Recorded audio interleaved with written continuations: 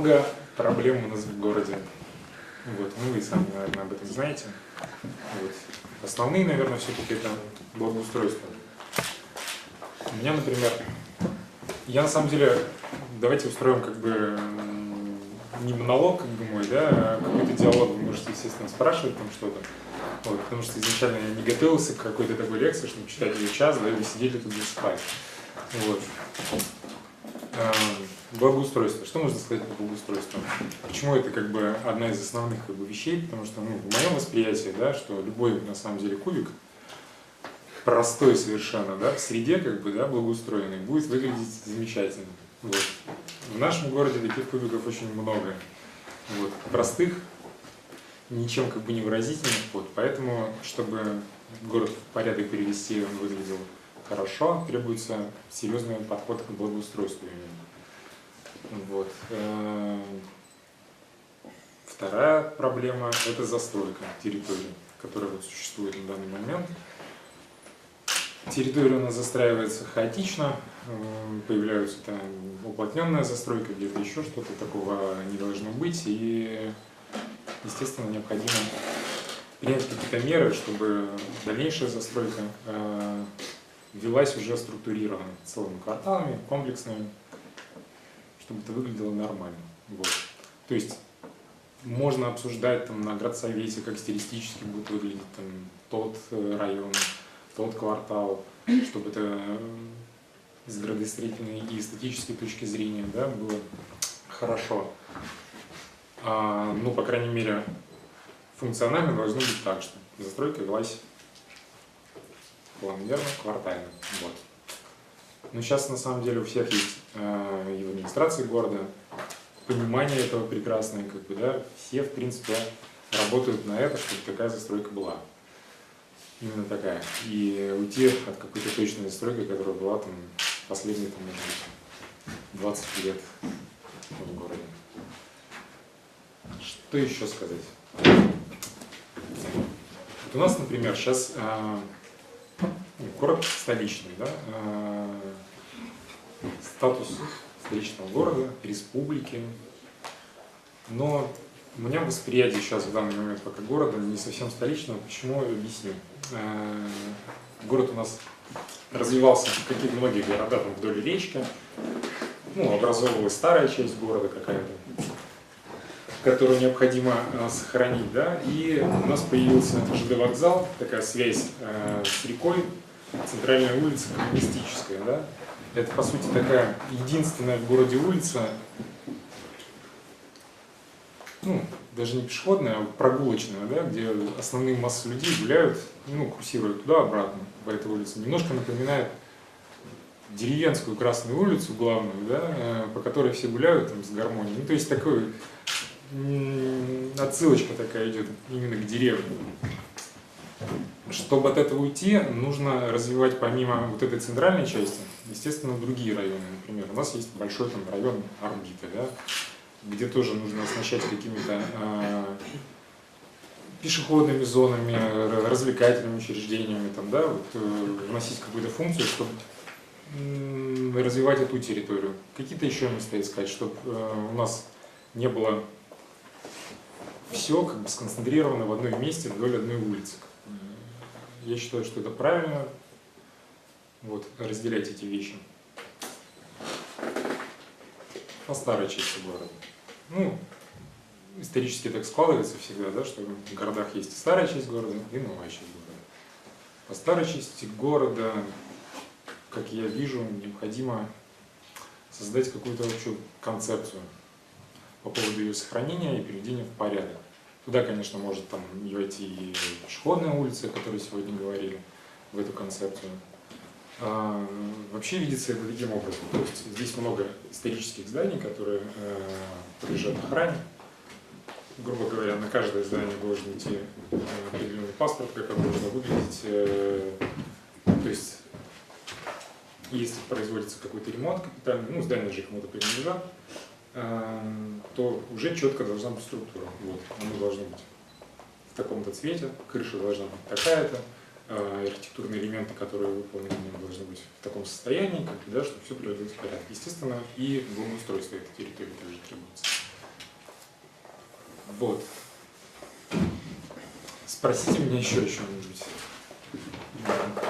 Вот, вообще важный вопрос про расширение дорог, потому что сейчас, где-то я читала, многие у нас СМИ, которые близки к властям, написали о том, что дороги будут действительно расширять за счет газонов, хотя до этого говорилось, что ни при каких условиях там советскую вообще расширять не будем. Как это происходит, и почему и что делать с этим? Мы задавали уже такой вопрос. В принципе, есть как бы такие идеи, да, по расширению дорог. Ну, как я уже как-то раньше говорил, что местными какими-то, да, вернее, в определенных участках это, наверное, возможно. Как, например, поступили на перекрестке Свободы и Интернациональной. Там, по сути, немножко увеличили ширину дороги и пропускную способность увеличили, да, то есть там просто перестали появляться заторы какие-то серьезные. Ничего от этого не пострадало, вот именно потому что был правильный подход и продуманный. Всю целиком улицу я тоже против того, чтобы под дороги забирали зеленые зоны. Поэтому здесь нужно анализировать очень серьезно ситуацию. Где-то можно расширить, где-то не нужно, наверное, это делать. То есть так вот с шашкой наголо давайте здесь сделаем то-то, здесь сделаем то-то, тоже, наверное, неверно. Все как бы нужно анализировать серьезно. То есть это еще не решенный вопрос, потому что я, помню, читала статью на Конинформе, там было написано, что все, к нам пришли там уже средства, и мы уже все расширяем, там, значит, дороги начали ремонтировать. Вот. Я сейчас пока не заметил, что где-то начали расширять дороги, только ремонтом дорог занимаются самого полотна существующего. Ну, так все-таки есть вот план расширения или нет, как-то утвержденный? Утвержденного я плана не видел, поэтому не думаю, что или у вас не пройдет? Надеюсь, что нет. Тоже. А вообще можете рассказать больше про это, вот есть у вас вот главный архитектор? Вот, какой вот функционал, который есть? Либо это такая более номинальная должность, да? То есть в чем, что точно без вас в этом городе не решится? Вообще, как бы, у нас последние, например, лет 6 как бы, полноценной функции вообще главного архитектора не было. Вот. Сейчас она отдельно есть начальник управления архитектуры, который занимается землей, разрешением на строительство и все это в этом духе, как бы, да, структура. Есть главный архитектор. Сейчас на самом деле функционал полноценный, он настраивается, потому что в нынешних условиях как-то надо определить, что конкретно, какие функции у него будут. Сейчас немножко такое плавающее состояние. Вообще в идеале как бы, да, главный архитектор должен следить и за другими управлениями, да, то есть регулировать вот эти все вещи, там, которые идут, разрешение на строительство, где, что, как это будет выглядеть, то есть за всем этим следить обязательно.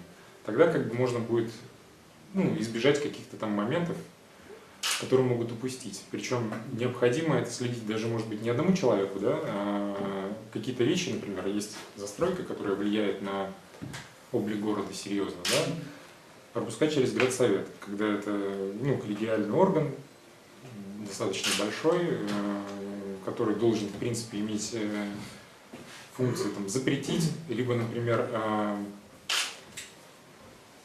какие-то вещи подсказать, чтобы они были исполнены. Да? То есть в центре города кто-нибудь, к примеру, соберется перестраивать дом быта, к примеру. Да? Это влияет на всех, все его видят. То есть просто так как бы не должно быть, чтобы как захотели, так и сделали. Да? Это влияет поэтому на внешний облик города. Это должно проходить через градсовет. То есть, может быть, даже какие-то общественные слушания, там еще что-то, да. То есть люди заинтересованы, все заинтересованы, чтобы это выглядело красиво, естественно. И так в остальных всех вещах. То есть по жилым зданиям, по фасадам зданий, да, как, что должно выглядеть, все должно проходить, в принципе, через главного архитектора города. Вот есть шансы, что такой регламент будет? Есть. А кто вот им тогда, то есть есть ли какие-то возможности у общественности повлиять на то, чтобы именно вот такой функционал был доверен главному архитектору? Какие-то некоторые лоббистские вещи нужно подключить вот сейчас?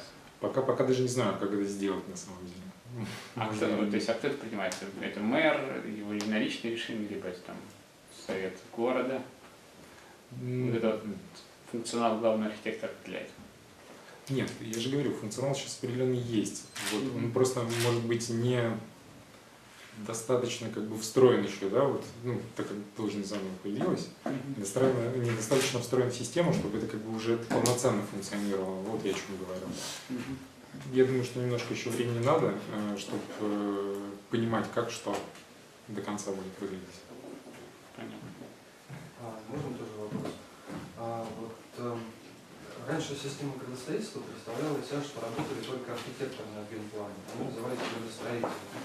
А современный подход появилось такое некое понятие урбанистики, где архитектор это где-то 30 или 20%, остальное это социологи, маркетологи. Так вот, возможно ли такое появление должности главного урбаниста в администрации, которая также будет пользоваться и вот этими современными методами, современными исследованиями? Ну, я думаю, что возможно все, в принципе. И тоже, наверное, возможно. Как подключить именно общественную вот эту вот активную часть города, чтобы появился такой институт или такая группа, которая могла бы дать полезную информацию для администрации? Нет, я думаю, что это возможно и даже полезно, потому что анализировать нужно все, и социологию в том числе. То есть, в моем понимании, да, градостроительство должно быть, ну, даже не в моем, а вообще как, должен проводиться полноценный анализ, да, помимо эстетических каких-то вещей, должно проводиться, что нужно, например, на данной территории, какие необходимы там, общественные там, организации, там, сколько магазинов, то-то, тут. Это все должно анализироваться, учитываться, поэтому полезно. То есть, ну, это же получается новые стандарты. То есть у нас есть стандарты строительства и есть некие стандарты проектирования, которые на самом деле такие же старые, как и СНИП, там, 60-х, 70-х Ну, они на самом возможно деле ли введение изменяются. этих новых стандартов? Что? Не расслышал последнее? Вот вопрос был, возможно ли поменять вот эти стандарты для администрации, ведь они, ну, как правило, являются основными консерваторами. Ну, по сути, основные стандарты, они все равно федеральные, да? На местном уровне какие-то вещи можно принять. Естественно, они не должны противоречить там, федеральным законам. Здесь тоже такой сложный вопрос. На самом деле об этом надо подумать серьезно. Как что, какие-то вещи на самом деле можно принять. Что целиком что-то пока сложно ответить. А про Кировский парк что слышно? В Кировском парке сейчас проходит капитальный ремонт. То есть Это сверху. сверху, да. Ну, сейчас я расскажу тогда поподробнее. Ну, там происходит замена всех дорожек, которые есть в Кировском парке. Причем замена, ну, я считаю, что сейчас гораздо будет лучше, эти дорожки будут держаться очень долго. Почему? Потому что помимо просто асфальта заменяется все, да, подготовка под дорожное полотно, бордюрный камень, все как бы меняется. Ну, что там оказалось, были в некоторых местах такие вещи, когда асфальт был уложен просто на землю. Вот.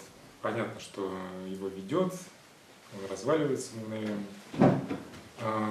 Также ведутся параллельно берегоукрепительные работы. Для чего это делается?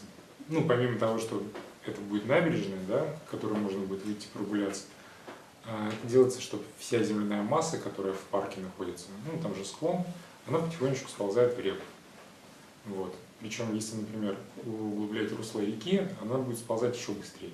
Ну, то есть каждый год она потихонечку двигается. Если, например, прогуляетесь по парку, можно заметить, что некоторые там, фонарные столбы, они немножко наклонены в сторону реки, деревья так потихонечку наклонены. Это все из-за того, что вся земляная масса с улицы Бабушкина потихонечку вниз ползает.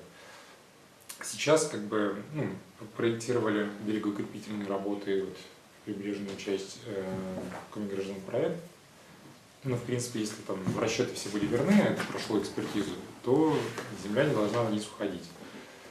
Параллельно с этим делается и ремонт парка. То есть, если, например, сейчас заменить в данный момент дорожное полотно, то, по сути, оно уже должно держаться долго и никуда не сползать, не трескаться, не разваливаться. Вот. Ну, то есть, поэтому это делается вместе. Ну, можно, например, было и Кировский парк, то есть верхнюю часть сделать чуть попозже, да, ну, сейчас это, в принципе, нормально. Также, ну, будет замена освещения в Кировском парке. Добавятся какие-то вещи. Ну, больше светильников будет, торшерные появятся. Часть улицы Кирова будут приводить в порядок, также появятся там новые светильники, там новые скамейки, какое-то новое благоустройство. Ну, потом потребуется, естественно, ну, парк у нас достаточно пустой. У нас, кроме там, в детской части парка небольшой площадки и со стороны улицы Куратова, карусели, как бы, в принципе, особо ничего нет. Требуется оснащение этого парка. Ну, то есть уже на самом деле наметили определенные места, где, ну, чтобы развить детский парк, туда нужно добавить и детские площадки, естественно, да, в места, где более сухо, там повыше, ну, там есть места, мы, в принципе, так посмотрели, определили где. Также спортивные площадки тоже. Парк, помимо всего прочего, прогулок и отдыха используется как для спортсменов, для проведения там каких-то мероприятий, плюс даже физкультуры там проводят. Поэтому спортивные снаряды там обязательно должны присутствовать. Вот. Это, я считаю, очень даже хорошо. Насчет основной площадки, ну, вот стадиона, который там находится, он тоже отремонтируется. Мы видели, что там нужна, помимо там каких-то снарядов для спортсменов, там, да, которые экстремалов, ну, экстремальными видами спорта занимаются, нужно еще как бы стационарную нормальную сцену. Потому что сейчас, что там находится, это как бы, ну, бардак. Вот, по парку вот примерно так. Еще, кстати, в планах вот с улицы Коммунистической, ну, у нас она как бы такая ось главная города, да, будет сразу спуск к набережной. Ну, то есть у нас получится 3 спуска по бокам, с юга, с Куратова и как раз по улице Коммунистической. Вот. В планах также сделать какое-то минимальное ограждение, да, парка. Он сейчас такой совершенно открытый. Надо, чтобы это все как-то приводилось в порядок, чтобы по откосам там народ не носился, не вытаптывал траву. Я думаю, что необходимо его будет оградить еще. Естественно, это там не забор двухметровый должен быть, да, какой-то красивый, эстетически, там, кованый, возможно, заборчик. Площадки для выгула собак не будет, потому что там же выгуливают постоянно, вообще запрещено. Вообще Там штраф запрещено. даже какой-то Да, есть. да. И вот как этот вопрос будет решаться? Думали, на самом деле, я, по крайней мере, думал об этом, стоит ли вообще в парке размещать площадки для выгула собак, но я думаю, что они должны быть не в парке все-таки. Надо что-то подумать, чтобы они ближе были, наверное, может быть, к жилым каким-то районам. Ну, то есть целенаправленно идти в парк, надо гулять, отдыхать, нежели там с собаками. Вот. Все-таки я думаю, что надо не в этом месте размещать. А вот есть такой пример. В Москве парк Горького. Был запущенный парк, и пришла молодая группа, и они сделали некое такое бренд-экономическое обоснование. Они объяснили, как сделать парк так, чтобы он был выгодный и окупаемый. То есть они сказали, какой должен быть стиль. Молодые ребята разработали, и в основном это была группа менеджеров. Возможно ли собрать подобную группу здесь, в Мурманске, как-то из молодых людей, чтобы они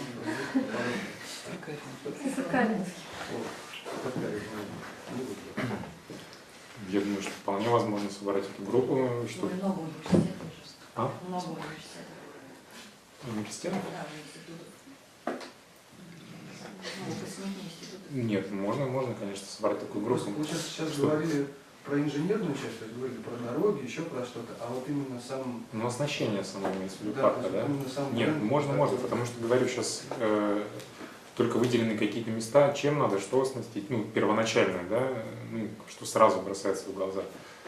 Какие-то вещи и идеи, блин, это только приветствуется, правда? Если особенно это будет обосновано и интересно, Да, я конечно, все думаю, про будут бизнес, указать. архитектурную как бы модель, которая как бизнес-модель, как сделать так, чтобы заработать денег, а потом вложить его в благоустройство. Ну, то есть благоустройство парка Горького окупилось за год буквально. Вот их вложение Но в это- новый дизайн, и в то, что они снесли старые карусели.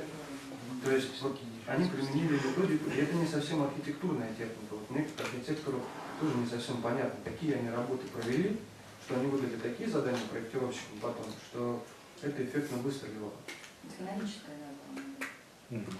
Ну, это надо посмотреть. Интересно на самом деле. Но в данный момент происходит в верхней части парка, это, ну, то есть не перестройка полноценная, да, а просто капитальный ремонт, то есть замена как бы всех пешеходных путей. Поэтому, наверное, что еще раз что-то переделывать-то нет. Я думаю, что нужно, если брать за основу вот эту модель какую-то, да, и концепцию вот именно где что должно находиться, ну, за основу все-таки нужно существующий парк брать. Ну, Как то есть что? вы сейчас готовите белый лист, да, на котором как раз и будет потом работать дизайнер.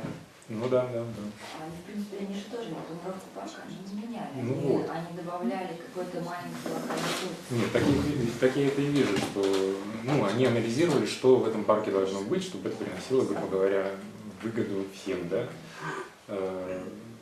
Хорошая идея, не знаю. У меня два странных вопроса, они очень локальные. Мы говорили о памятниках, и вопрос такой странный, профессиональный. Входит ли в паспорт охраны столярные изделия, то есть деревянные окна и двери, потому что я гость города, безусловно, я не видела еще весь город, ну, огромное количество исторических памятников, там совершенно замечательные, как бы дома целиком сохранившиеся. Достаточно часто, когда идет какая-то реставрация, да, то есть капитальный ремонт или еще что-то. Заменяют на пластиковые окна. Да. И получается, что город имеет свой как бы прекрасный облик. Понятно, что сейчас новая команда, огромное количество активных жителей, но вот потерять вот этот дух, то есть не хотелось бы. Это вот вы посмотрели большое количество памятников, они стоят на охране, или это совсем экономически нереально сохранить? Нет, мне кажется, Из того, что мы имеем сейчас. сохранить реально и нужно именно сохранять. По поводу паспортов, это, наверное, все-таки лучше спросить сейчас в данный момент, ну, как происходит у управления по охране памятника. У них как бы в любом случае есть договора с собственниками зданий, да, то есть если здание является памятником архитектуры, у них есть договор, который владелец этого здания подписывает и должен соблюдать, в принципе, все пункты этого договора. В этом договоре также может быть, если, например, там какие-то уникальные деревянные там двери, окна, это тоже прописывается. Это, ну, по каждому зданию по-разному может быть на самом деле. Я просто почему об этом стала говорить, потому что, ну, безусловно, Москва не является позитивным примером, Москва является отрицательным примером по поводу сохранения исторического наследия. Мы все потеряли. Потеряли мы, в принципе, банально, потому что организация, которая научно-исследовательский реставрационный институт, где сидят лучшие специалисты во всем городе, которые составляют подробные паспорта, к ним практически не приходят. Есть 2-3 на всю Москву параллельные конторы, которые пишут эти паспорта, и, безусловно, они пишут это в пользу бизнеса. Поэтому, но нет в руководящем звене, где как бы главный департамент и главный архитектор, то есть нет заинтересованных лиц, которые бы хотели сохранить это. И сейчас, когда общественность, жители, мы пытаемся сохранить какие-то, то, что осталось, это постоянная проблема. Она, в принципе, она юридическая, она архитектурная, то есть это не паспорт. Нет, здесь могу сказать, что точно. Что Радеющие люди есть, да, особенно да, в управлении по охране памятников. город, если есть ним политика регистрируешься. сверху, да, когда эта инициатива идет не от жителей из разряда «а не сносите наш любимый дом», а когда сверху, то здравый анализ, да, что плюс, что минус, это более реально сохранить облик. То есть даже все время говорят, вот приводят примеры Европы из разряда там, а там, а сям, а по большому счету это немножко другая структура коммуникации с чем-то. Что вы вообще на эту тему думаете? Ну, я скажу, что есть радеющие люди, вот.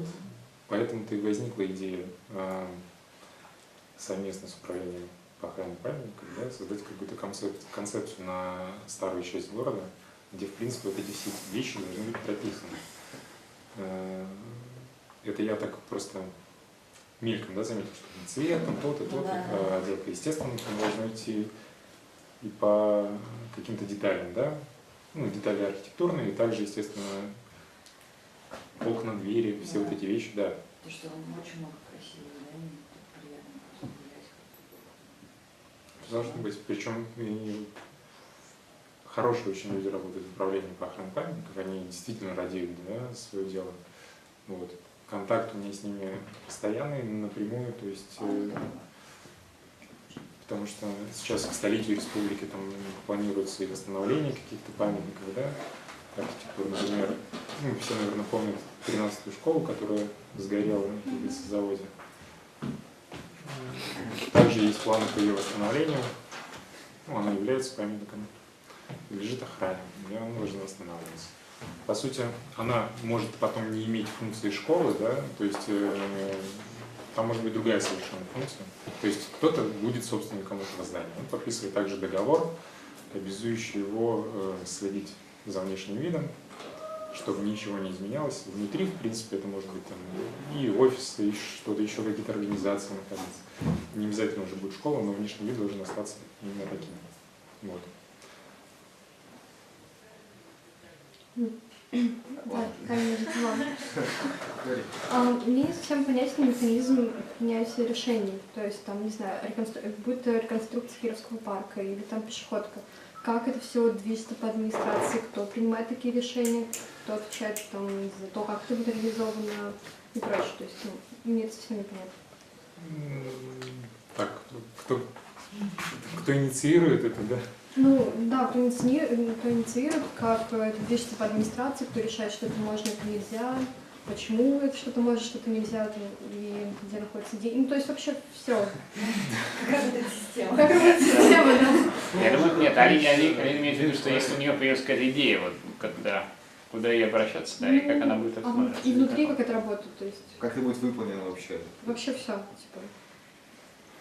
Сейчас меня запутали, подождите. Как работает система принятия решений? Да, в сфере благоустройства, то есть, не знаю, расширение этой улицы, или там создание пешеходной улицы, или там реконструкция парка, неважно, то есть как это, кто это решает, как это решает, ну. Ну, по сути, сейчас должно это двигаться через меня, так как это напрямую влияет на эстетический облик города, да, то есть любое там благоустройство. Сейчас можно на самом деле просто прийти ко мне с идеей на самом деле, да. Я могу подойти к мэру, показать эту идею прекрасно, да, что то-то, то-то, то-то. Но здесь становится, ну, появляются другие вопросы совершенно. Например, есть городская территория, ну, это улицы, дороги, ну, какие-то парки, какие-то участки, да, в городе. Например, жилые дома, они имеют свою территорию, да, дворовую, которая выходит, то есть которую должны благоустраивать сами уже управляющие компании, которые, ну, управляют этим зданием. Вот. То есть туда уже не выделяются определенные деньги, управляющие компании должны заниматься благоустройством дворов, например. Да? Вот. Или там ТСЖ какие-то там организуются, еще что-то. В принципе, администрация занимается своей территорией, которая находится на ее балансе. Вот. Если Тут хочешь слушать нормально, тут поет, ты говоришь. вот, если предложение, естественно, интересное, как бы, да, то оно рассматривается, принимается, например, да, мэром и должно, по сути, вложиться, ну, это не сразу, например, делается, да, вот, красивое благоустройство какой-то территории. Отлично, но там распределяются бюджетные средства, это все затягивается во времени там, на год, к примеру, не меньше. Даже любое проектирование здания, да, здание когда спроектировали, до его постройки, ну и воплощения реально, может пройти там 3-5 лет. Не бывает все так быстро, к сожалению. Вот. Здесь то же самое. Если даже идею это все приняли, поддержали, она закладывается в будущий бюджет города, ну, с последующим, естественно, финансированием и воплощением, то есть должно пройти какое-то время, колесо должно прокрутиться. То есть это типа, ну, мэр решает, он такой, типа, да, там, мы конструируем. Ну, ему там все советуют, но он такой, типа, я решил да, я решил нет. Ну, это так работает? Я не понимаю. Ну, это не совсем так работает. То есть все равно запрос, да, у людей. Все понимают, парку нужен ремонт. Вот. Появляется решение, да, у кого-то, что это надо делать, например, да. Я пришел, когда уже это решение было принято, например, да. С моей точки зрения уже было, например, как это будет выглядеть. Ну, то есть, что там можно затрагивать, как сделать лучше, там, да, вот какие-то вещи мы сразу начали анализировать, да, по этому парку. Вот. Также с другими вещами что-то появляется, если это интересно. Я не могу сказать тогда, что если, например, вы мне принесете, мне эта идея нравится. Ну, пешеходка, например. Ну, вот, пешеходка, например, да. Если мне эта идея нравится, что она прям точно будет реализована, потому что мне понравится всем. Вот. Хотя, например, городсовет может ее утвердить. На нее может найтись просто денег на воплощение этой идеи. Даже если она всем понравится. Поэтому я же говорил, вот вы помните, мне рассказывали про спонсоров, которые могут вложиться в это, которым это интересно. Вот, кстати, по поводу денег, насчет экономической такой эффективности. Насколько для мэра эти показатели, помимо показателей технико-экономических, да, архитектурных стандартных площадей, экономическое обоснование может повлиять на его решение, плюс? Конечно, может. И второй вопрос, он, прошу прощения, неделикатный по отношению ко всему моему залу. Насколько я знаю, что у вас здесь есть крупная целлюлозная фабрика иностранная. Мойте, да? С иностранным участием, скажем так. Да. Насколько я знаю, что все иностранцы, которые ведут бизнес на территории Российской Федерации, ведут его в белую и прочие какие-то вещи. И они, как правило, участвуют в каких-то, скажем, делают какое-то благо для нашей территории, обязуют. Можно ли их попросить о дополнительном спонсорстве? То есть они уже ведут какой-то контакт между городом, да, и уже, скорее всего, налажено взаимодействие между финансовым и спонсорством. Можно ли их попросить о дополнительном участии? Или, скорее всего, это неделикатно?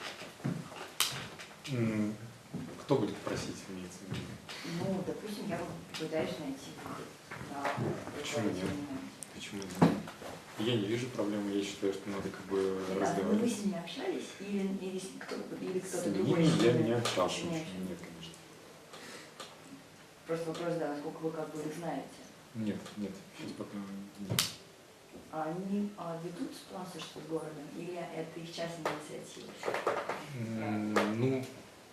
Не знаю на самом деле как, но, по крайней мере, факты такие есть. То есть они выделяют спонсорские деньги под какие-то проекты, благоустройство в том числе.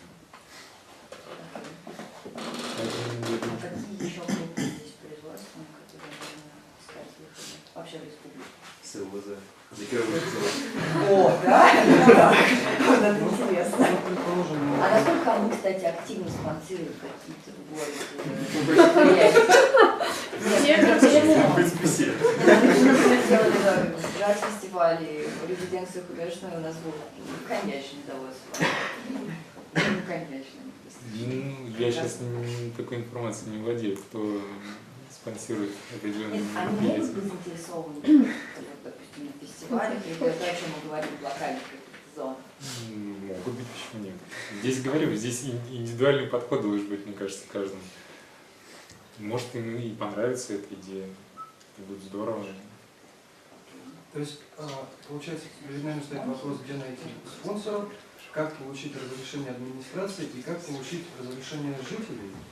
Или то есть, всякие шаги, да, получается? Предположим, что нас сейчас неэтично разбирают по вопросу, и я не буду больше подниматься.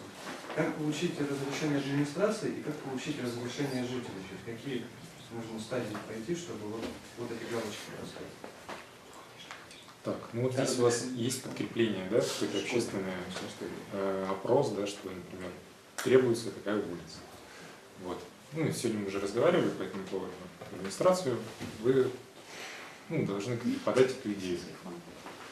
Идею, чтобы подать, нужны графические материалы, о чем мы сегодня разговаривали, да, как это должно выглядеть, что там будет, для чего это делается, да. Вот. Например, это все попадает мне, естественно, потому что это напрямую влияет на облик города. Дальше, чтобы, например, подкрепить эту идею, можно провести градостроительный совет также. Если выступают все за, в градостроительном совете, может быть, какие-то там уточнения, какие-то моменты еще вносятся, да? Могут принять это решение, что да, это необходимо, нужно, что на самом деле немаловажно, потому что там состав большой, достаточно такой весомый, там и архитекторы такие мастодонты есть, которые всю жизнь спроектировали в Сыктывкаре. Это, думаю, очень полезно. Потом это может, не может, а пойдет уже к мэру напрямую для анализа. Особенно если это изначально будет определенный анализ с выкладками, сколько это дело стоит, например. Сколько это еще может принести дополнительных налогов в город, да, то есть какие-то программы. Бизнес. И это будет еще круче, на самом деле, чем просто, например, цена воплощения, да? То есть если там повышается культурная какая-то функция, значит там повышается бизнес, следовательно, будет получать больше налогов. Естественно. Если это есть, это как дополнительное подкрепление будет здорово. Два глупых организаторских вопроса. У меня был опыт в городских проектах у нас в городе, но по сохранению памятников. Поэтому очень простой вопрос. Он надо, потому что мы еще не прошли городсовет, мы еще не представили ничего серьезного, да, на что можно получить подпись. Но, допустим, такой вариант, что нам удается большим коллективом сделать нечто хорошее. Мы получаем критику, положим, мы дорабатываем вместе проект после городсовета. Как обычно это происходит. Вопрос юридического толка. Можем ли мы рассчитывать заранее, сейчас его вместо на получение какой-то бумаги, то есть какого-то документа, который мы можем как подтверждение, декларация о намерениях, что-то в этом роде, чтобы мы могли показывать спонсорам, что мы не просто группа товарищей, которые на каких-то устных договоренностях в чем-то, да. Чтобы те же иностранцы или другие компании понимали, что это серьезно, что есть интеллектуальный регламент, и что все упирается в разруливание, запуск механизма. Я не буду говорить деньги, но запуск механизма, который был бы удобен всем. Это может упростить просто нахождение. Я понял, где. Сейчас не могу точно сказать, надо с юристами как раз поговорить, в каком виде это может быть. В каком-то виде это можно будет продумать, потому что это было бы очень полезно. Можно продумать. Как раз не договор, что договор не нужен. Декларация намерений или что-то, что меня, звучит хорошо. Без каких-то сроков, да, или взять на себя обязательства, но без подтверждения. То есть устное подтверждение, которое прописано. А второй вопрос? Все. Но он был, мне кажется, очень неприличный. Мне кажется, говорили о двух. Пока все. Планируется в этом году какие-то малые архитектурные формы делать, вроде там городских легенд, потому что был вроде как такой разговор, что наученным опытом там будет в какой-то другой схеме это все происходить, но что планируется сделать, что-то такое. В этом году не факт, а вообще планируется продолжать эту идею, потому что много еще мест, которые требуют благоустройства. И сейчас тоже проходит такой анализ, где бы зарезервировать места под будущее благоустройство. Естественно, детские легенды, мне кажется, интересная тема. Причем она такая общественная была. Как будет происходить, чтобы не получилось так, как получилось в этом году? В прошлом году как получилось? Там некоторые объекты, на мой взгляд, такие достаточно сомнительные. Смотрите, это был открытый конкурс, да? Предлагали, в принципе, все, кто хотел. То есть участвовали жители города. Всем понравится нельзя. Там не 100-долларовая купюра. Поэтому, естественно, кому-то не нравится. Мне, например, тоже не все нравятся, вещи. поэтому проходило обсуждение, там, голосование, да, по городским легендам, по именно участкам, что там будет, как там будет. Вот. Всем нельзя понравиться в любом случае.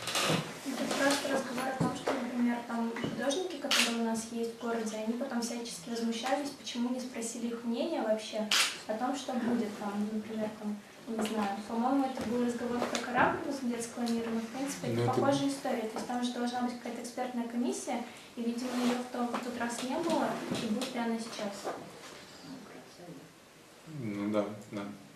Я думаю, что какая-то комиссия была, я на самом деле не в курсе, кто, как бы, да, смотрел, кто решал. Вот. Ну, естественно, должна быть серьезная комиссия, чтобы как бы можно было уже потом пальцем тыкать на человека, вот это они. Спасибо. Удачи вопрос.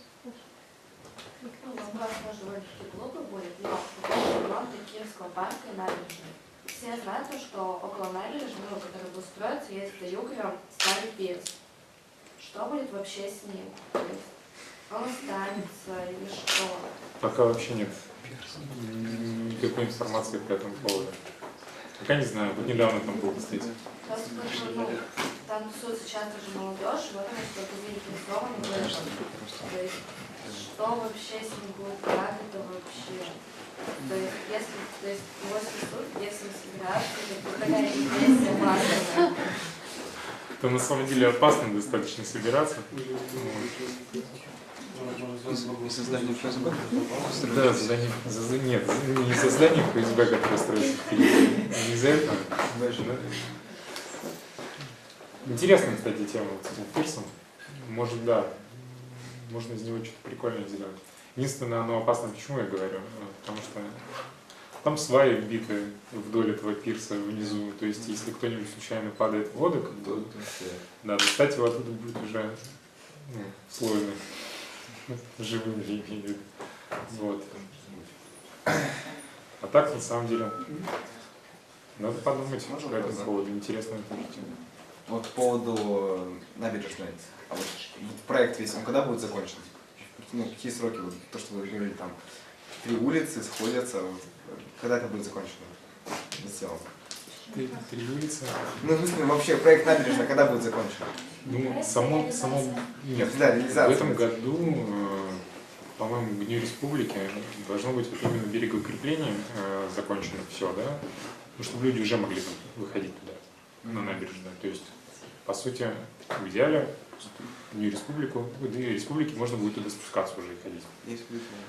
22 августа. 22 августа, Да. по-моему, Вот вы не знаете, когда День забор, да? Республики? А? Наконец будет забор 22 августа, и мы сможем... Вообще, да, должно быть так. С ума сойти.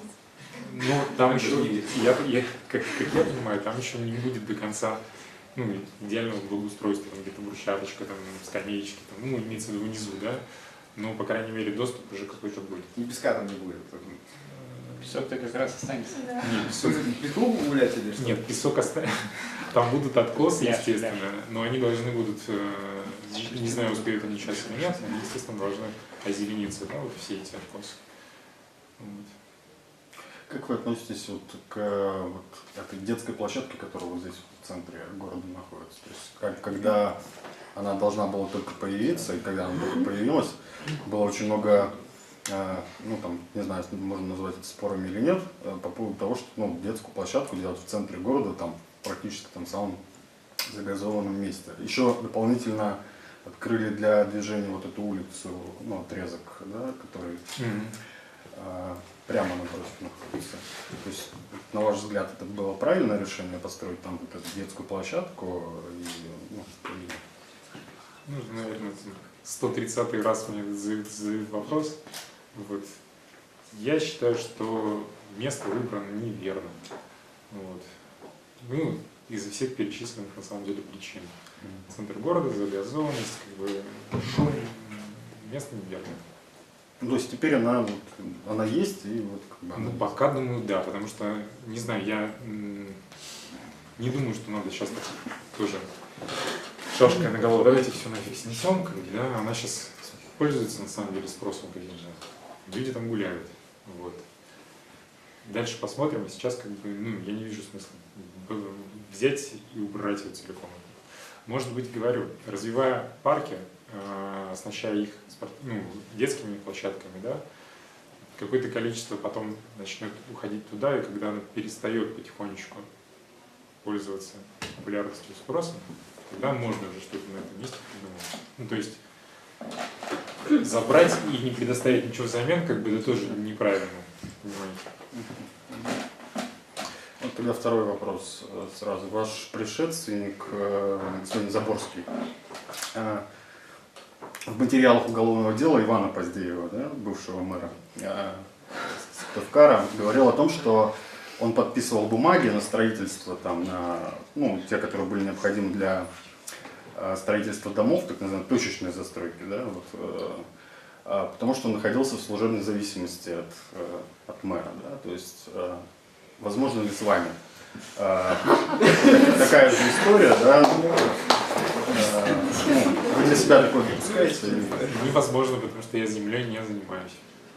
Ну, нет, те моменты, которые требуют от вас согласования, да, если там неофициально там, мэр вам скажет, там, вот надо это сделать, вы будете? Нет, у меня несколько сейчас, почему сейчас идет разделение, я объясню, да, вот есть главный архитектор, есть начальник управления архитектуры. Вот, начальник управления архитектуры занимается и землей, и все в этом духе. Я к земле отношения не имею, поэтому такое невозможно. Ну, это не обязательно может быть земля, там, условно говоря, там, внешний облик, там, да, здания. Пожалуйста, вот там бизнес хочет построить такое здание, то обязательно вот такое, да, вот. Он скажет, ну, вот оно не вписывается, но тут надо. Да? Нет. Нет, я буду стоять, нет, сейчас объясню еще, например, я буду стоять на своем в любом случае, да. У меня не было как бы четкой такой прям потребности работать главным архитектором. То есть я решил, естественно, попробовать, так как выиграл конкурс, да. И я не то чтобы как бы там, ну, откровенно могу сказать, я не держусь так за место, что мне прям там надо находиться, да. Я пытаюсь по мере своих возможностей, да, и если будет получаться, сделать что-то хорошее, вот. Поэтому со мной так сложно, что вот надо и так. А чтобы стоять на своем, вам может быть полезна поддержка как раз вот активной общественности? Может быть.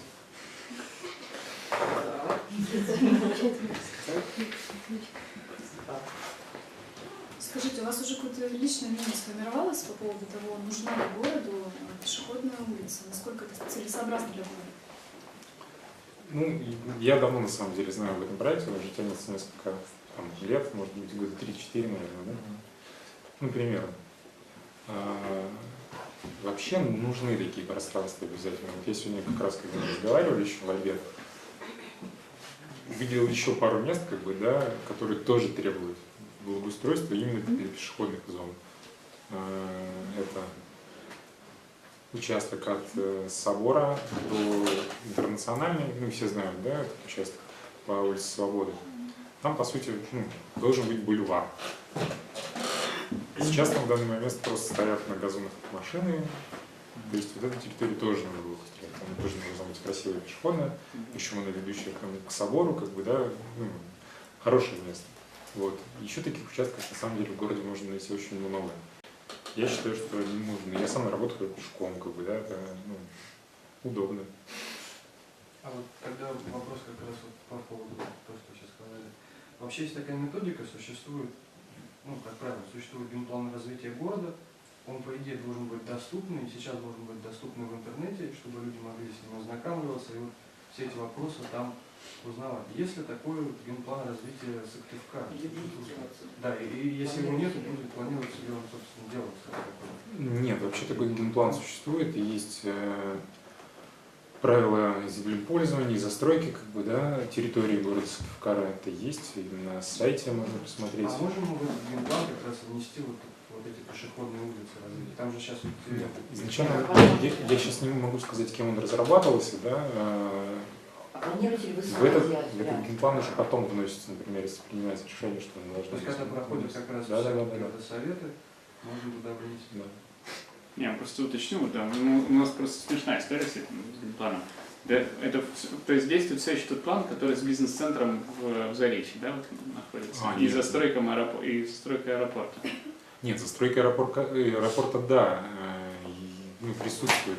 Естественно, он, по-моему, в 2014 году вносились изменения. Вот. Он тоже трансформируется, время идет, как бы, да, потребности, там еще что-то меняется, он немножко как бы корректируется, естественно, план. Это не догма такая, которая прям стоит и только так в смысле, в должна. общем, это все тот же план, который с бизнес-центром Заречье и застройкой аэропорта, или он уже так настолько сильно поменялся, что... Ну вот насчет бизнес-центра в Заречье я не знаю, на самом деле. Вот. А перенос аэропорта будет или нет? Вообще, как бы, ну все понимают прекрасно, и все архитекторы на самом деле, что аэропорт должен находиться за городом. Ну то есть в городе аэропорт тупо опасно. Все должно быть за городом. Насчет переноса, это требуется огромные финансовые средства, чтобы восстановить и полотно, которое находится в Соколовке, и само здание аэропорта там. Поэтому пока, я не знаю, в ближайшее время, наверное, нет. Ну ладно, аэропорт в центре города лучше, что есть, так сказать. Нет. Это, конечно, с одной стороны, это удобно, как бы, да, пешком дошел, улетел, да, вот, но это очень опасно на самом деле. И потом в плане падения самолета. Естественно. 225 лет столько не И они падают на взлете. Желать не было. Нет, ну, скажем так, это статистически это чаще всего на посадке и взлете.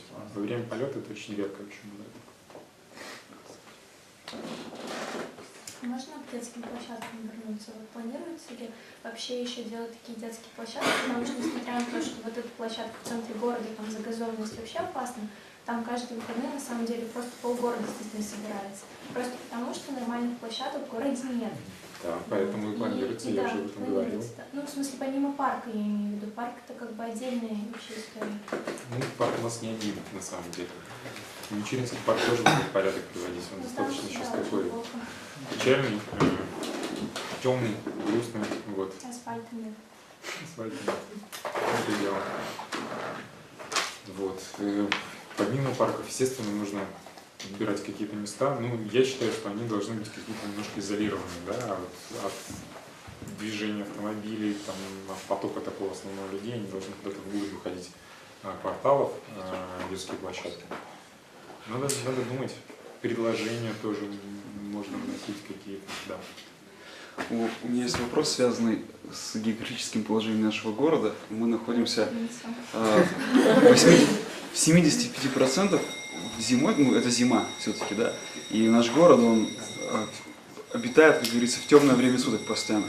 Будет ли иллюминация в городе, пешеходная вот, иллюминация, раз, иллюминация зданий, освещение, потому что мы все понимаем, что, живя, мягко говоря, в депрессивном районе, мы находимся, кстати, на той же параллели, широте, я уже географию не помню точно, что он колледж в Канаде. И в этом городе, кстати, очень хорошо с иллюминацией. Мы действительно, Стывкарен колледж на одной линии находится. И одна из самых главных задач в этом городе, в частности в Канаде, колледж, состояла в том, чтобы создать максимально светлые зоны для людей, чтобы не было никаких депрессий, криминала и многих других вещей, собственно, потому что все знают, что темнота – друг криминала, да? Поэтому и будет ли в ближайшее время решаться вопрос с иллюминацией в зимний период? Вот, спасибо. Сейчас не могу сказать, будет или не будет решаться. Могу сказать, что мое мнение, что надо его решать на самом деле. Вот. Мне на самом деле, помимо освещения необходимого, нужно, я думаю, прорабатывать еще освещение, которое встраивается. Ну, хоть у нас есть зима, большую часть года. Мне очень нравятся идеи, например, пешеходных переходов, где встраиваются светильники еще. Особенно для людей, которые постоянно увлечены своими телефонами и планшетами. Ну, видели, наверное, такие вот идеи, которые используются. То есть светофор подключается, встраивается в брусчатку светильники, вот, и они вместе с светофором работают, также цвета меняют. Вот. Можно идти, как бы продолжать читать, как бы и видеть, какой свет. Насчет иллюминации, конечно, нужно увеличивать освещенность города. Насчет зданий тоже. Мне вот, кстати, какое-то время назад, не знаю, как сейчас, в Эжве этим занимались. Там некоторые здания, как раз, даже обычные жилые, да, имели подсветку. В зимнее время там это выглядело интересно. Ну, для Эжвы вообще необычно. Ну, там разноцветная подсветка была на разных зданиях. Я думаю, что это надо применять. То есть я бы даже предложил бы такое решение, что, учитывая в зонах, ну, технологии очень быстро развиваются, я понимаю, но вот компания Лукойл, не к рекламе к этой компании, но они молодцы, они в рамках, опять же, экономии поставили на своих заправках солнечные фонари. Да, с одной стороны, кажется, какой же бред, здесь темнота и не нужны солнечные батареи, но они рассчитали, и оказалось, это гораздо выгодней, чем ставить просто фонари с подсветкой, потому что осенний-весенний период уже солнечные дни увеличиваются, и этот уникальный отрезок компенсации срабатывает. И вот я к тому, что говорю, что очень было бы здорово, та же детская площадка, которая находится у нас вот в центре города, да, вот на улице Коммунистическая, где дом быта, вот, да, собственно, где и корабль, поставить вот эту иллюминацию, потом иллюминировать хотя бы, давайте сделаем светлые главные улицы, и не просто как новогодние гирлянды, которые вот они вот роскошно стелятся, да, а вот действительно свет, потому что как только появляется свет, люди понимают, что ого, где мы живем. И у людей, опять же, возникает мышление, то, что надо все это менять. Начинается просто включи свет и пойми, где нужно прибраться. Вот, мне кажется, это один из пунктов очень важных, как бы освещение, ну, мусора, да, хотя бы назовем так. Да, потому что почему-то люди, когда наступает лето, все, о, смотрите, как у тебя, надо тут подкрасить, надо здесь сделать. Зимой то же самое. И мне кажется, вот иллюминация — это один из таких пунктов, который бы я бы при возможности бы использовал бы для развития города, инфраструктуры города, жизни города. Не, я согласен. Освещение надо увеличивать в городе. Причем помимо вот такого, еще и архитектурное. Да, то есть сейчас многие новые здания строят, делают подсветку, да. Ну, на торговых центрах это понятно, то есть это обязательно. Там, вот. Даже, например, вот здесь по Кирова, да, вот новый жилой дом появился, он такой в неоклассическом стиле. Москва. Вот.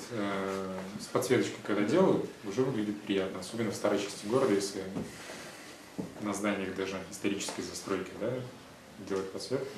То есть сразу впечатление о городе меняется, потому что в вечернее время красиво выглядит. Можно еще?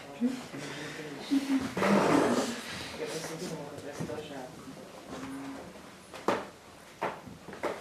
существует ли такая практика, ваша личная и вообще в городе, хорошая, налаженная коммуникация между властями и средним бизнесом, и крупный бизнес, а средний. Сейчас я объясню, почему я это спрашиваю.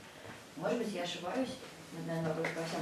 Я просто стала смотреть, что в городе есть культурных точек, мне показалось, что жители города любят кино, что много кинотеатров. Да? Да.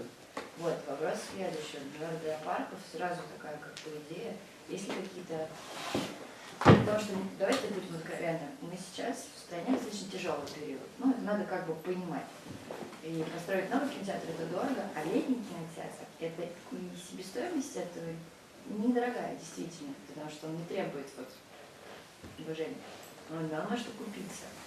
Есть ли какие-то активные средние бизнесмены, у которых может быть небольшая сумма денег, чтобы предложить им, допустим, параллельный маленький бизнес на лето в парках, летний кинотеатр, 1 или 2? Или 5? Ну, на самом деле, такие проекты коммуникации. практика такая была, на самом деле. Вы помните, наверное, да? У нас кинотеатр был автомобильный, да. На старом стадионе, да. То есть такие в городе люди есть, да? Да, делали. Он достаточно долго функционировал. Не знаю, на самом деле, историю, почему он прекратил. У нас есть сложность, вот такая характерная для Республики Белая Коми. ночь, Это белая ночь, да, это первая сложность, вторая сложность, это как только белая ночь становится хотя бы серой, а не черной, то очень у нас вампиры, это комары. Вот, они как бы не дают покоя. В машинах все. Да, поэтому люди сидят в машинах, да, потому что вот именно, да, комары действительно как бы очень то есть это не отмахиваются. совсем такая реальная... Нет, реально. Автокинотеатр, да. Другой вытекающий момент, потому что парковки, мы сейчас ходили, смотрели, сколько машин на нашей пешеходной улице.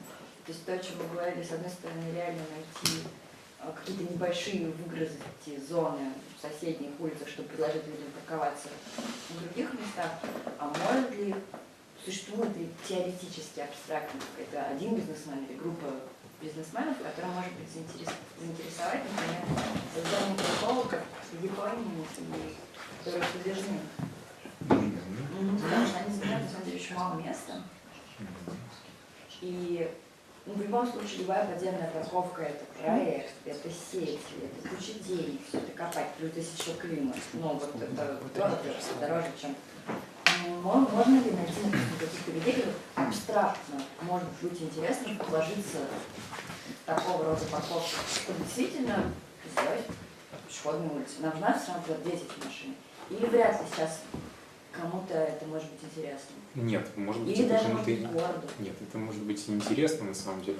Естественно, такие мысли и меня посещали по поводу вот этих парковок. Здесь нужно как бы разбираться с производителями этих вещей, потому что как они будут работать в минус 30, например, да? Ну, понятно, вот, да, здесь понятно, пирог вокруг, он такой. много таких моментов климатических, да, связанных с этим. На самом деле, да, идея нормальная.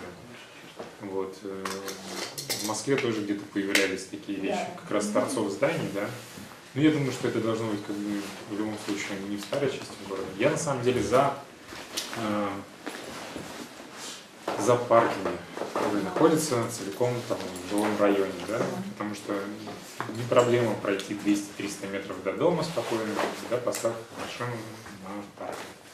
Вот, то есть там двухуровневый, там, может быть, да. Я вот за такие вещи, может быть, они будут, ну, изначально правильные, когда проектируется целиком район и предусматривается место для всех там машин и мест, которые в этом районе живут. Естественно, там какие-то гостевые стоянки должны быть, да, подъехать там можно, а все централизованно хранится, например, там.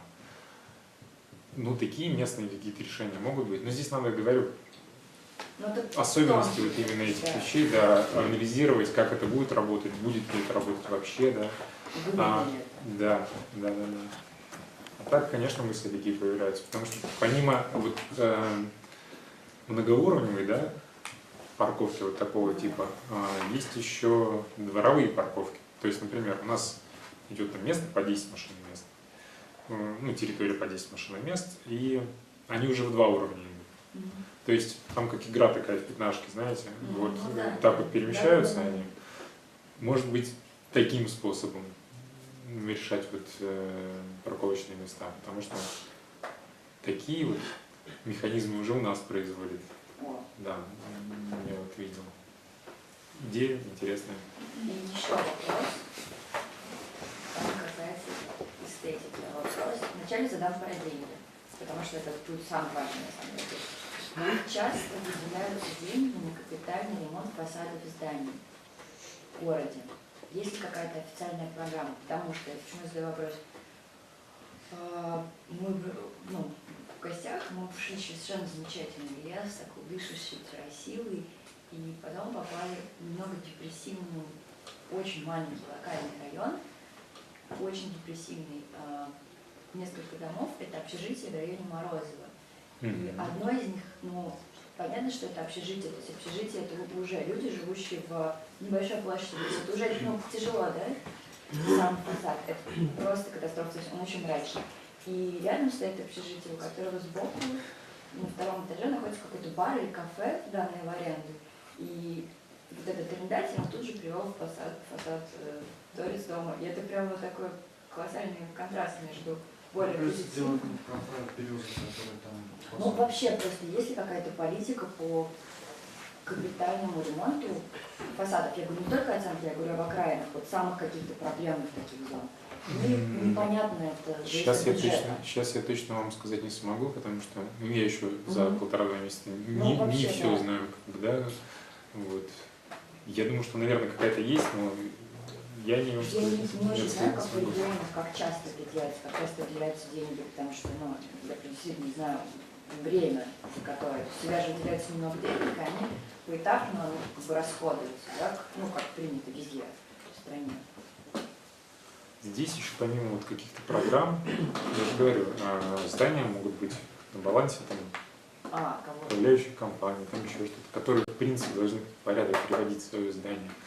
Я думаю, что их надо какие-то изыскивать рычаги воздействия на них, чтобы они переводили в порядок свое здание. По поводу рычагов, например, у нас был мэр, которого сейчас принято ругать, да, Лужков, но политика Москвы, вначале первое, что он сделал, он светил, он убрал, у нас было очень много после 90-х, огромное количество мертвых людей лежало в переходах и прочее. Это была стандартная практика, то есть все переходы в кордон, ну, я буду говорить о каких-то проблемных вещах. И освещение, да, оно помогло решить преступность, безусловно. Сейчас уже перебор, уже столько не нужно, но потом он сделал очень хитрую политику. Снос пятиэтажек и всего ветхого жилья. Инвестор, который приходит в город и говорит, да, у меня есть деньги, я хочу построить здание. Он был обязан, каждый человек, ну, каждая компания, вначале он строил муниципальное жилье. То есть он вначале вкладывался в что-то полезное для города, а потом строил вот сколько осталось, все, что могу, все себя изображу. Но это в крупном масштабе, это привело к каким-то проблемам, но это доходило до локальных вещей. То есть, если человек хочет сделать маленькую палатку с цветами, он обязан посадить, он обязан был сделать вокруг себя новую стройку. Это было сделано очень насильно, безусловно, особенно мелкий бизнес это все ненавидит, но это имело определенный результат, что люди привыкли за 5-10 лет потихонечку, просто потребность уже появилась. И я не говорю о дорогостоящих решениях, там, ну, градки посеять и полить вовремя. То есть такие вещи были сделаны. Вообще, Жесткий опыт, но на самом деле он мне нравится. по поводу ремонтов фасадов, да, зданий, например, старых пятиэтажек, еще что-то, да, панельных там. Вообще есть такая практика, когда делают надстройку одного этажа, ну, наверное, может быть, кто-нибудь встречал, за счет продажи квартир, которые находятся на этом этаже, ремонтируется, ну, производится капитальный ремонт всего здания, заменяются коммуникации, фасад утепляется, делается новый, там может быть вент-фасад какой-то современный. Вот. У нас был такой пример, на самом деле, в Сыктывкаре, это по улице Плеснина, да. Но он такой корявый получился. Да, плохой пример. Плохой пример, да. Вот. Но по сути, как бы идея, ну, достаточно рабочая, в принципе. Вот. И я думаю, что за счет нее можно какие-то, например, старые здания вообще перевести в идеальный формат.